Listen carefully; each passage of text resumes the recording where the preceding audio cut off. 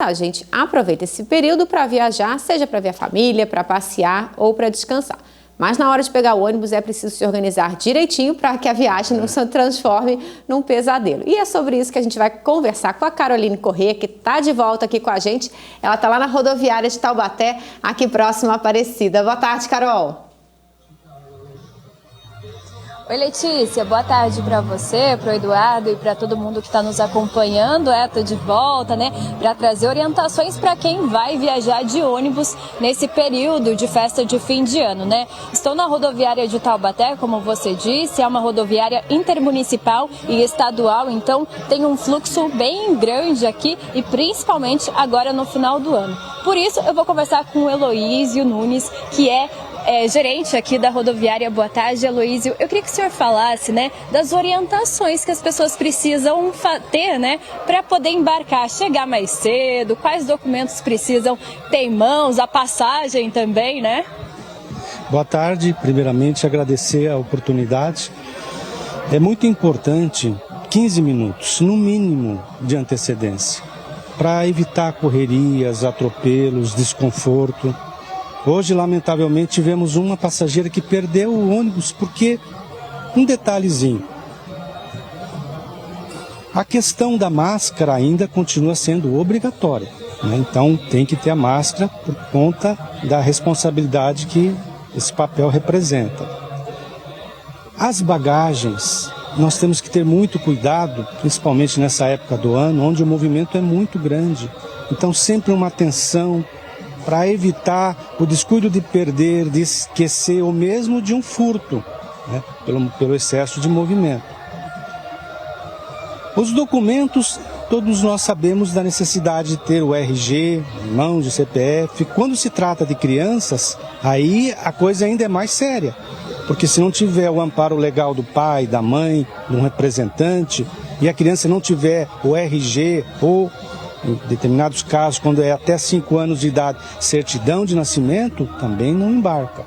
Então são regras que não se consegue mexer, nós temos que respeitá-las. Quando a criança tem de 6 a 15 anos, ela também pode viajar, mas aí com um parente até 3º grau, né? Mas precisa estar comprovando esse grau de parentesco, né?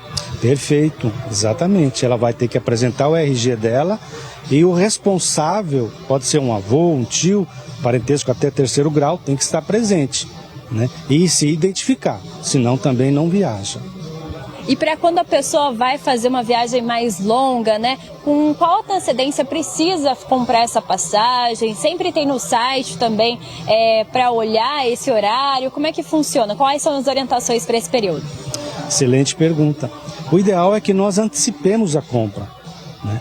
E se formos comprar no terminal, 30 minutos no mínimo, para não falar 45 minutos ou mais, por conta das filas, né? Por conta de detalhezinhos que muitas das vezes nos tiram, né? Nos tiram do sério. E também é importante lembrar que esse período é movimentado, né? Vocês sentiram esse aumento também de movimento, ainda mais em relação ao ano passado, por conta aí do avanço da vacinação? Positivo. Tivemos sim um pico assim não muito alto, em torno de 7 a 10% em relação ao ano passado até o dia de ontem, onde conseguimos mensurar, né? Mas nós acreditamos que daqui até o final do ano, até a virada do ano, nós consigamos chegar aí numa margem dos 42 mil embarques. Eu tenho uma pergunta do estúdio para eu repassar aqui para você. Deixa eu ver o que os apresentadores vão perguntar.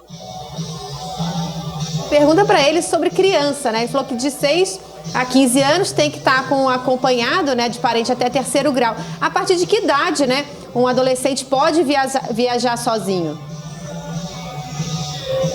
Perfeito. A nossa apresentadora perguntou a partir de que idade o adolescente pode viajar sozinho. Acredito que a partir dos 16 anos. Ele já tem mais autonomia, mas vai ter que estar portando os documentos de identificação. E aí esses documentos precisam estar autenticados também? Acredito que o RG, ele já é um documento que comprova a persona, né, a pessoa em si. Temos mais uma pergunta, vamos lá. Ô Carol, quero aproveitar a presença do gerente, né, do terminal rodoviário aí de Taubaté, aqui no interior de São Paulo, para perguntar o seguinte: a gente sabe que principalmente durante essas festas de fim de ano, um dos destinos mais procurados é o litoral, são as praias, né? Muita gente viaja para passar o Réveillon lá.